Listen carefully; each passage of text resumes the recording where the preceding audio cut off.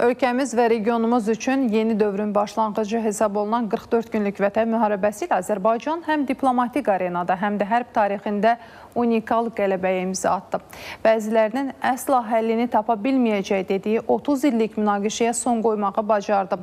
Antiterror əməliyyatı ilə separatçılığın kökünü bir dəfəlik kəsdi. Bu, son 80 ildə dünya tarixində bir ilkdir. Azərbaycan 2-ci Dünya müharibəsindən sonra müharibəni tam qələbə ilə başa vuran yeganə dövlətdir. 44 günlük Vətən müharibəsi və antiterror tədbirləri dayanıqlı sülh quruculuğu üçün tarixi şəraitin yaranması ilə nəticələndi. Unikal əməliyyatlar sayəsində Azərbaycan 44 gün ərzində mütləq qələbə qazandı. Ermənilərin 44 günlük müharibədən sonra 500 kilometrlik dairədə 500-ə yaxın döyüş məntəqəsi yaratması, ətrafı tam minalaması, tam silahlanması və böyük silah-sursat ehtiyatına malik olmasına baxmayaraq, antiterror əməliyyatları ilə Azərbaycan ordusu cəmi 24 saat ərzində bölgədə separatçılığın kökünü bir dəfəlik kəsdi.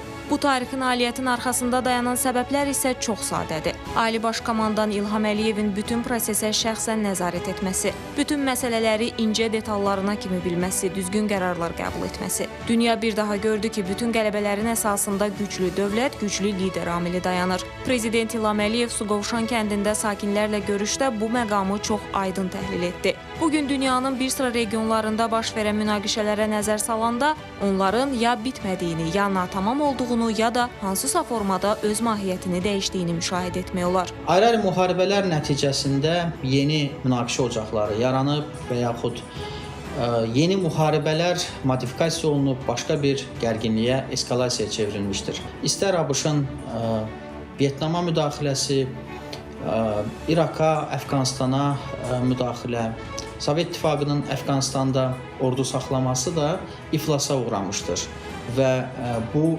müdaxilələri, intervensiyaları, hərbi əməliyyatları tam bir qələbə kimi qiymətləndirmək mümkün deyil. Azərbaycan liderinin qətiyyəti sayəsində uzun illər ən mürəkkəb münaqişələrdən sayılan Qarabağ problemi tarixin arxivinə getdi. Azərbaycan bölgəyə sülh gətirdi. Bununla son 80 ildə dünya tarixində heç kimin bacarmadığı tarixi nailiyyət imza atdı. Azərbaycan 2-ci Dünya müharibəsindən sonra müharibəni tam qələbə ilə başa vuran yeganə dövlət oldu. Təəssüf ki, illərdir davam edən digər münaqişələrdə hələ də bir irəliləyiş yoxdur. Qonşu Gürcüstanda illərdir davam edən vəziyyət, hələ də dalana dirənən Rusiya-Ukrayna müharibəsi və müxtəlif ölkələrdə yaşananlar minlərlə insanın doğma torpağından didərgin düşməsinə, ağır sosial vəziyyət ilə üz-üzə qalmasına gətirib çıxarıb. Yaxın şərqdə gedən müharibəyə də nəzər salsaq deyə bilərik ki, baxmayaraq ki, İsrail ordusu güclüdür, böyük hərbi potensialı vardır və nizamsız orduya qarşı mübarizə aparır.